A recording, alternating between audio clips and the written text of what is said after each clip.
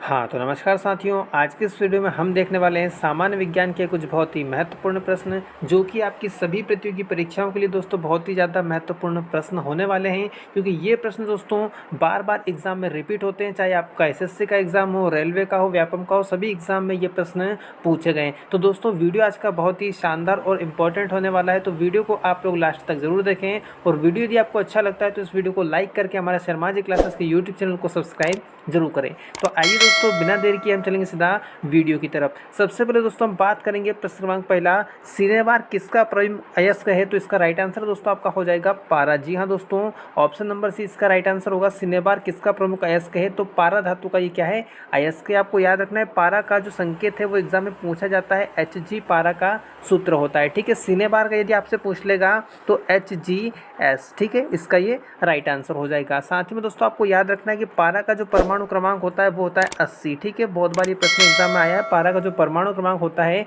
वो होता है 80। और पारा जो है दोस्तों एकमात्र क्या है? पारा एकमात्र द्रव धातु है। एकमात्र द्रव धातु यदि आपसे पूछे तो उसका राइट आंसर हो जाएगा कौन सी है?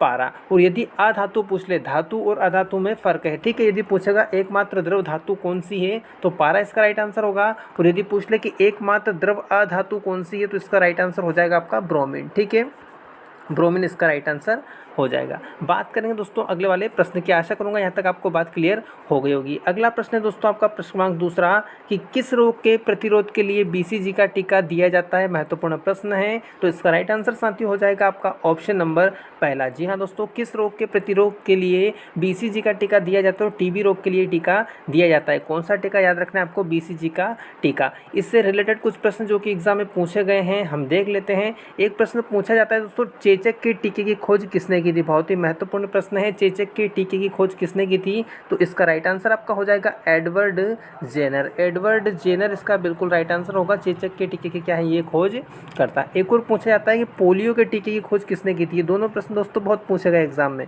पोलियो के टीके की खोज की थी किसने? जॉन साल्क ने। इसका राइट आंसर होगा जॉन साल्क। साथ ही में दोस्तों आपको याद रखना है पेनिसिलिन। पेनिसिलिन की खोज किसने की थी? तो पेनिसिलिन की खोज की थी अलेक्जेंडर फ्लेमिंग ने। अलेक्जेंडर फ्लेमिंग ने इसकी क्या की थी? खोज की थी। तो ये कंटेंट भी आपको साथ में याद रखना है। चलेंगे दोस्तों हम अगले वाले प्रश्न की ओर। अगला प्रश्न है आपका कि निकट दृष्टि दोष में किस लेंस का प्रयोग किया जाता है? जी हाँ दोस्तों, दो दोष होते हैं, निकट दृष्टि दोष और दूर दृष्टि दोष, जो कि हम अगले प्रश्न में देखेंगे। तो इस प्रश्न का जो राइट आंसर होगा वो होगा अवतल लेंस। ठीक है दोस्तों, इसका जो राइट आंसर हो जाएगा अवतल लेंस होगा। तो इसका जो ऑप्शन आएगा ऑप्शन नंबर डी। निकट दृष्टि दोष में किस लेंस का प्रयोग होता है? तो अवतल लेंस का प्रयोग होता है। किसका? अवतल लेंस का। तो इसका राइट आंसर हो जाएगा आपका अवतल लेंस, जो कि हम बोलते हैं कॉनकेव लेंस। इंग्लिश में इसको बोलते हैं कॉनकेव लेंस। ठीक है, अगला हम देखेंगे दोस्तों कि दूरदृष्टि दोष में किस लेंस का प्रयोग होता है? तो दूरदृष्टि दोष में जो लेंस प्रयोग होता है वो होता है उत्तल लेंस, जिसको इंग्लिश में हम बोलते हैं कॉन्वेक्स लेंस। साथियों आपको याद रखना है कि दूरदृष्टि दोष जो होता है उसमें निकट की वस्तु क्लियर नहीं दिखाई देती है, और जो निकट दृष्टि दोष होता है उसमें दूर की वस्तु क्लियर नहीं दिखाई देती है। अपोजिट इसमें होता है। ठीक है, अगला प्रश्न हम देखेंगे। प्रश्न क्रमांक 5 आपका है कि गुरुत्वाकर्षण का सिद्धांत किसने दिया था? तो इसका राइट आंसर बिल्कुल हो जाएगा ऑप्शन नंबर दूसरा। गुरुत्वाकर्षण का सिद्धांत दिया था किसने? सर आइजैक न्यूटन ने। अगला प्रश्न है आपका प्रश्न क्रमांक 6, दही का जमना कौन सी प्रतिक्रिया है? तो इसका राइट आंसर हो जाएगा साथियों रासायनिक प्रतिक्रिया। ठीक है, दही का जमना कौन सा परिवर्तन है? रासायनिक परिवर्तन है। अगला प्रश्न हम देखेंगे, मानव शरीर में कौन सा रक्त ग्रुप अधिक पाया जाता है? तो इसका राइट आंसर साथियों हो जाएगा मानव शरीर में कौन सा रक्त ग्रुप अधिक पाया जाता है? इसका राइट आंसर होगा आपका बी पॉजिटिव। ठीक है, ऑप्शन नंबर ए इसका राइट आंसर होगा।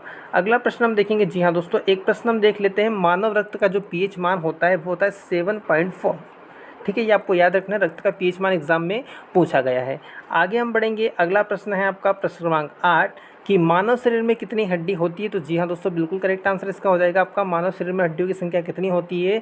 206 होती है। ठीक है, आपको दोस्तों एक प्रश्न कमेंट करके बताना है कि मांसपेशियों की संख्या कितनी होती है? मांसपेशियों की संख्या कितनी होती है मानव शरीर में? ये प्रश्न आपको कमेंट करके बताना है सभी को। देखते हैं कितने लोग इसका राइट आंसर कमेंट कर पाते हैं। हम बढ़ेंगे अगले वाले प्रश्न की ओर। अगला प्रश्न है साथियों कि दूध की शुद्धता मापने वाला जो यंत्र है वो निम्न में से कौन सा है? तो इसका राइट आंसर हो जाएगा साथियों लैक्टोमीटर। लेक्टोमीटर। दूध की शुद्धता जिस यंत्र से मापी जाती है उसको बोला जाता है क्या, लेक्टोमीटर। और साथ ही में आपको दोस्तों दूध का पीएच मान भी याद रखना है। दूध का जो पीएच मान होता है 6.5 से लेकर तो 6.7 के बीच में होता है दूध का पीएच मान। यानी कि हम देखें तो इसकी प्रकृति जो होती है वो कैसी होती है, अम्लीय होती है, ठीक है।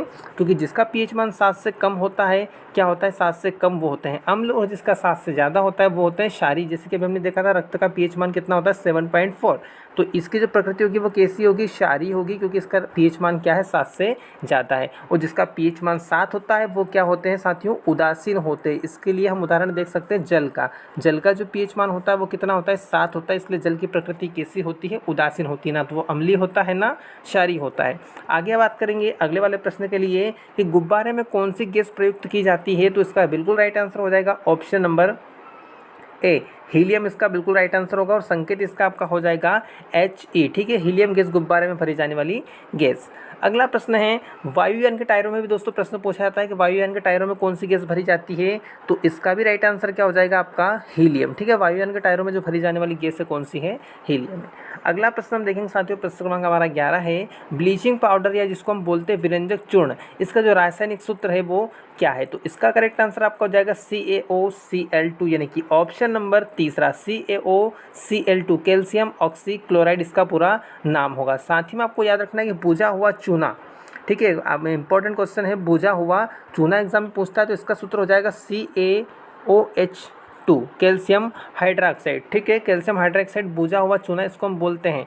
एक आपसे पूछ लेगा चाक का रासायनिक सूत्र, ठीक है, तो आपको याद रखना है कैल्शियम कार्बोनेट CaCO3, ठीक है, इसको बोलेंगे हम कैल्शियम कार्बोनेट। आगे बात करेंगे, अगला प्रश्न हमारा प्रश्न क्रमांक 12 कि फाउंटेन पेन का आविष्कार जो किया है वो किसने किया, तो राइट आंसर आपका हो जाएगा साथियों इसका वाटरमैन, ठीक है। इसका राइट आंसर हो जाएगा ऑप्शन नंबर पहला, लेविस वाटरमैन इनका पूरा नाम है। 1884 में इन्होंने आविष्कार किया था। कहाँ के हैं ये, USA के, ठीक है। फाउंटेन पेन का आविष्कार किसने किया था, लेविस वाटरमैन ने 1884 में, जो कि कहाँ के हैं, USA के। अगला प्रश्न है प्रश्न क्रमांक 13, सोडियम कार्बोनेट का व्यापारिक नाम क्या है। जी हाँ, इंपॉर्टेंट क्वेश्चन, सोडियम कार्बोनेट का व्यापारिक नाम क्या है, तो सोडियम कार्बोनेट हम देख लेंगे पहले तो NaHCO3 इसका रासायनिक सूत्र होगा, सोडियम बाइकार्बोनेट, ठीक है। तो सोडियम कार्बोनेट का जो व्यापारिक नाम है वो क्या होगा भाई, धोने का सोडा है, ठीक है। ऑप्शन नंबर 20 का बिल्कुल राइट आंसर होगा धोने का सोडा, जिसको हम बोल सकते हैं, या फिर धावन सोडा हम इसको बोलते हैं, ठीक है। धावन सोडा या धोने का सोडा इसको हम बोलते हैं। और एक आपका होता है साथियों बेकिंग सोडा, ठीक है। एक होता है आपका बेकिंग सोडा, सॉरी, इसका जो सूत्र होगा वो होगा Na2CO3 क्या होगा, सोडियम कार्बोनेट। ये सोडियम कार्बोनेट धावन सोडा हो जाएगा, जिसको हम बोलते हैं धोने का सोडा। और एक आपका होता है सोडियम बाइकार्बोनेट NHCO3, ये जो होता है ये होता है खाने का सोडा, जिसको आप लोग बोलते हैं बेकिंग सोडा, ठीक है। बेकिंग सोडा या फिर खाने का सोडा इसको बोला जाता है। ये सूत्र भी आपको याद रखना है, इनके रासायनिक नाम भी आपको याद रखना है। दोनों तरह से प्रश्न एग्जाम में क्योंकि पूछे गए हैं। बढ़ेंगे साथियों अगले वाले प्रश्न के लिए। अगला प्रश्न है प्रश्न क्रमांक 14, किस तत्व के कारण मनुष्य में एनीमिया होता है, तो भाई एनीमिया जो रोग होता है वो किसकी कमी के कारण होता है शरीर में, तो ये होता है आयरन की कमी के कारण, ठीक है। याद रखना इंपॉर्टेंट क्वेश्चन है, बहुत बार एग्जाम में रिपीट हुआ है कि भाई किस तत्व की कमी के कारण मनुष्य के शरीर में जो एनीमिया रोग होता है, तो आयरन की कमी के कारण ये होता है। अगला प्रश्न है, देखिए हमने बात की थी खाने का सोडा, जिसको मैंने बताया था आपको बेकिंग सोडा, और सूत्र भी इसका आपको बता चुका हूँ, सोडियम बाइकार्बोनेट NaHCO3, ठीक है। सोडियम बाइकार्बोनेट ऑप्शन हम देख लेते हैं एक बार, NaHCO3 ऑप्शन नंबर तीसरा इसका बिल्कुल राइट आंसर होगा। क्लियर है। अगला प्रश्न है आपका, जल का हिमांक कितना होता है, भाई इंपॉर्टेंट क्वेश्चन है। जल का हिमांक जो होता है वो होता है 0 डिग्री सेल्सियस। अब हम बात करेंगे भाई हिमांक क्या होता है, तो भाई हिमांक वो तापमान होता है जिस पर कोई भी तरल पदार्थ जो रहता है वो ठोस अवस्था में परिवर्तन जिस टेम्परेचर पर हो जाता है, वो टेम्परेचर उसका क्या होता है, फ्रीजिंग पॉइंट होता है, जिसको हम बोलते हैं हिमांक, ठीक है। तो जल का जो हिमांक पॉइंट है वो कितना है, 0 डिग्री सेल्सियस, क्योंकि जल जो होता है 0 डिग्री सेल्सियस पर जाकर किस में बदल जाता है, ठोस रूप में आ जाता है, यानी कि बर्फ में बदल जाता है, ठीक है। अगला प्रश्न देखेंगे प्रश्न क्रमांक 17, लार की प्रकृति कैसी होती, तो इसका जो राइट आंसर हो जाएगा दोस्तों, लार की प्रकृति होती है अम्लीय, ठीक है। अम्लीय और क्षारीय हम कह सकते हैं, क्योंकि लार का जो पीएच मान होता है वो होता है 5.6 से तो 7.9 तक, 7.9 तक, यानी कि ये आएगा आपका अम्ल एवं क्षारीय दोनों में, ठीक है। तो हम कह सकते हैं कि इनमें से कोई नहीं। अगला प्रश्न आपका हो जाएगा, किस लेंस की क्षमता किसी लेंस की क्षमता किससे व्यक्त की जाती है? तो भाई लेंस की क्षमता का जो मात्रक होता है वो होता है डायप्टर में, ठीक है। लेंस की क्षमता को जो व्यक्त किया जाता है वो किसमें व्यक्त किया जाता है? डायप्टर। इसका बिल्कुल राइट आंसर होगा। अगला प्रश्न है सिंपल सा प्रश्न, लेकिन सिंपल के साथ इंपॉर्टेंट क्वेश्चन, क्योंकि रिपीट होता है बार बार कि भाई एक प्रकाश वर्ष जो है ये भाई किसका मात्रक है? तो दूरी का ये क्या है? मात्रक है साथियों। ऑप्शन नंबर पहला इसका बिल्कुल राइट आंसर होगा। अगला प्रश्न है अमीटर से क्या मापा जाता है? मीटर से क्या मापा जाता है? तो इसका राइट आंसर हो जाएगा विद्युत धारा, ठीक है। विद्युत धारा मापी जाती है किससे?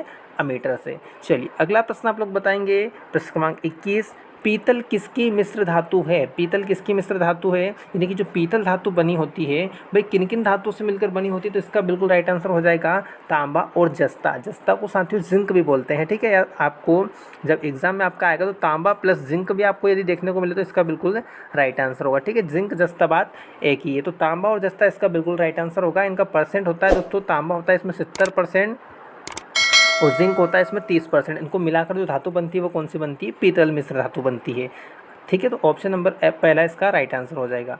अगला प्रश्न हम देखेंगे, ध्वनि का जो भाई वेग होता है, ध्वनि की जो स्पीड होती है वो सबसे ज़्यादा किस में होती है? निर्वात में, इस्पात में, या फिर अगला ऑप्शन आपका है जल में। तो साथियों इसका राइट आंसर जो हो जाएगा वो हो जाएगा इनमें से कोई नहीं। जो क्यों होगा? क्योंकि भाई ध्वनि का जो वेग होता है सबसे ज़्यादा काय में होता है? वायु में होता है। सबसे ज़्यादा स्पीड से ध्वनि अगर चल सकती है तो किस में चल सकती है? वायु में चल सकती है। और एक प्रश्न और एग्जाम में पूछा जाता है, देख लीजिए, पूछेंगे आपसे भाई निर्वात में वायु का जो वेग होता है कितना होता है? 0, ठीक है। निर्वात में सबसे कम 0 होता है, ठीक है, वायु का, ध्वनि का वेग, सॉरी, ठीक है। अगला प्रश्न हम देखेंगे, इलेक्ट्रॉन की खोज किसने की थी? इंपॉर्टेंट क्वेश्चन, सिंपल सा प्रश्न है। इलेक्ट्रॉन के जो खोजकर्ता वैज्ञानिक है वो है सर जे थॉमसन। और इलेक्ट्रॉन पर आवेश कौन सा होता है दोस्तों? ऋणावेश होता है, ऋणात्मक आवेश इस पर होता है। इलेक्ट्रॉन के साथ साथ हम देख लेंगे प्रोटॉन। प्रोटॉन के खोजकर्ता वैज्ञानिक कौन है? तो गोल्ड स्टीन, आपने नाम सुना होगा, गोल्ड स्टीन प्रोटॉन के क्या खोजकर्ता वैज्ञानिक है। और इस पर आवेश कौन सा होता है? धनावेश इस पर होता है, ठीक है। एक मिनट रुकेंगे ज़रा, हाँ जी, धनावेश इस पर होता है। इसके बाद में यदि हम बात करें न्यूट्रॉन की, एक होता है आपका न्यूट्रॉन। तो न्यूट्रॉन जो होता है दोस्तों इसकी जो खोज की थी वो की थी जेम्स चैडविक ने। किसने की थी इसकी खोज? जेम्स चैडविक न्यूट्रॉन के खोजकर्ता वैज्ञानिक हैं। और इस पर आवेश जो होता है वो होता है उदासीन, ठीक है, उदासीन होता है। ये इलेक्ट्रॉन पर ऋणावेश होता है, प्रोटॉन पर धनावेश होता है, और जो न्यूट्रॉन होता है वो कैसा होता है? न्यूट्रल होता है, उदासीन होता है। अगला प्रश्न हम देखेंगे साथियों कि निम्नलिखित में से कौन सा विटामिन जल में विलय होता है? इंपॉर्टेंट क्वेश्चन है, बहुत ही बढ़िया क्वेश्चन है। निम्नलिखित में से कौन सा विटामिन जल में विलय होता है या जल में घुलनशील होता है, ऐसा भी पूछा जाता है। तो आपको याद रखना है दोस्तों, विटामिन जो आपका बी और सी है ना, विटामिन बी और सी, ये दोनों विटामिन क्या है? जल में घुलनशील विटामिन है, जल में घुल जाते हैं। तो हम देखेंगे ऑप्शन नंबर पहला हमारा राइट आंसर होगा विटामिन सी, ठीक है। यदि यहाँ पर विटामिन बी भी होता तो हम बोलते हैं कि विटामिन बी और सी दोनों, ठीक है। तो विटामिन बी और सी आपको याद रखना जल में घुलनशील विटामिन है। और विटामिन ए, डी, ई और के, ये सब हैं वसा में घुलनशील विटामिन, ठीक है। तो प्रश्न ऐसा भी एग्जाम में पूछ सकता है, भाई निम्न में से कौन सा विटामिन वसा में घुलनशील है? तो ये चारों में से जो भी आपको दिखेगा उस पर आपको टिक लगाना है। या पूछ ले इसमें से कौन सा वसा में घुलनशील नहीं है, तो क्वेश्चन के अकॉर्डिंग आपको आंसर कमेंट करना है। ये वसा में घुलनशील विटामिन है और बी और सी जो है जल में घुलनशील विटामिन है। तो हम देखेंगे दोस्तों, हम आज का हमारा लास्ट प्रश्न है, प्रश्न क्रमांक 25, मधुमेह रोग किसकी कमी से होता है? तो मधुमेह जो रोग होता है दोस्तों किसकी कमी से होता है? इंसुलिन की कमी से होता है। ऑप्शन नंबर तीसरा इसका राइट आंसर हो जाएगा। तो दोस्तों आज के लिए वीडियो में इतना ही। आशा करूंगा कि आज का वीडियो आपको पसंद आया होगा और बहुत कुछ आपको आज के इस वीडियो से सीखने को मिला होगा। यदि दोस्तों वीडियो आपको अच्छा लगा हो तो इस वीडियो को ज़्यादा से ज़्यादा शेयर कीजिएगा और लाइक कीजिएगा। और इसी तरह के महत्वपूर्ण वीडियो आप आगे देखते रहना चाहते हैं तो हमारे शर्मा जी क्लासेस के यूट्यूब चैनल को सब्सक्राइब जरूर कीजिएगा। साथ ही में साथियों, यदि आप शर्मा जी क्लासेस के व्हाट्सएप ग्रुप से बिल्कुल फ्री में जुड़ना चाहते हैं और इस वीडियो का PDF फाइल भी आप प्राप्त करना चाहते हैं बिल्कुल फ्री, तो डिस्प्ले पर आपको शर्मा जी क्लासेस का व्हाट्सएप ग्रुप नंबर दिया गया है।